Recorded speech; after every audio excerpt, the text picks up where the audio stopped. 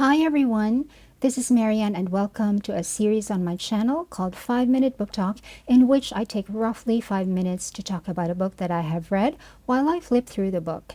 And in this video I will be talking about The Queue, which is a novel written by Basma Abdel Aziz. This particular copy was given to me by my fellow writer Nikasha Reed. He was my classmate in 2019 in a workshop class in the University of the Philippines, Diliman, and my project for that class was to write absurdist short stories about the Philippine government bureaucracy, and Nico Reed thought that this book would be helpful to me in my project. And it was very helpful, and I loved this book. The story is satirical and absurdist. It was first published in Arabic in 2013 and then translated into English in 2016, and this English translation is the copy that Nico gave me right here. So in the story, there is a building that houses the government of a city somewhere in the Middle East, and it had an entrance called the Gate. Capital letters, the Gate. The people who are citizens of this place are therefore ruled by this government, and they have to comply with all sorts of government things, which includes a lot of paperwork, often redundant and unnecessary. Aside from that, people also had to comply with other things that a totalitarian government usually requires its citizens to do, such as follow strict laws on action and behavior wherever they are in the city. But the paperwork is really the major power move of this government. So people in the city are required to submit papers in all aspects of their lives, and permission must be given by the gate in the form of paperwork as well, such as paperwork pertaining to their identity and citizenship, their occupation and income, taxes they have paid or should pay, properties they own, and the state of their health, and so on and so forth. And to file these paperwork, they must go to the gate. And because of all of the people required to file their paperwork at the gate, there is always a very, very long queue at the gate, and that is why we have our title. The gate used to open before, but there was always a long queue. But people were, of course, protesting this oppressive system, this totalitarian government.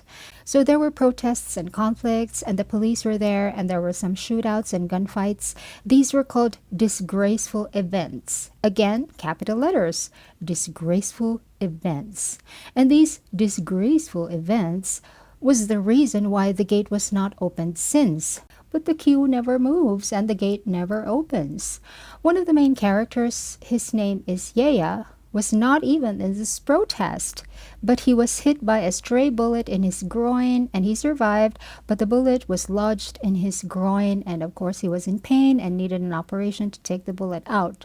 But to get that operation, he needs permission from the gate. So he fills out his paperwork where he had to write like an incident report of what happened and why a bullet was in his groin and had to be taken out.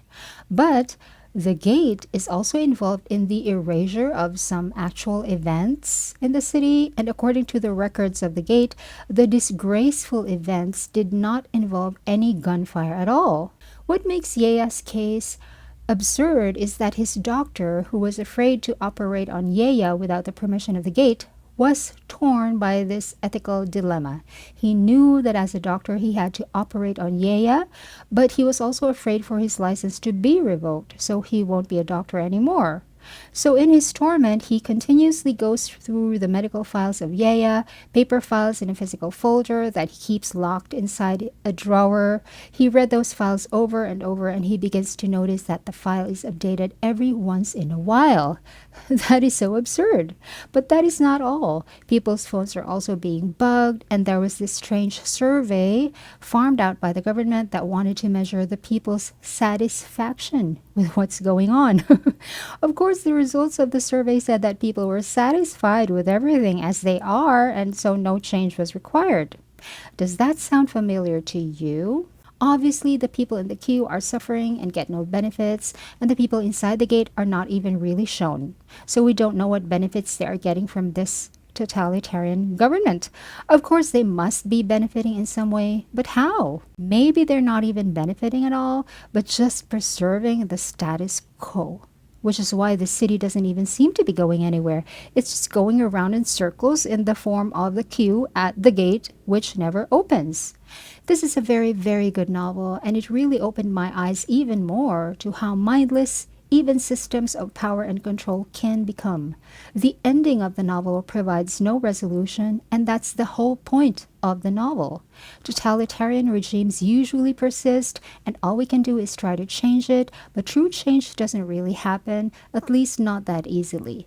It is scary and disturbing and sad, and should we even still keep trying? Everyone needs to read this book. I highly recommend it.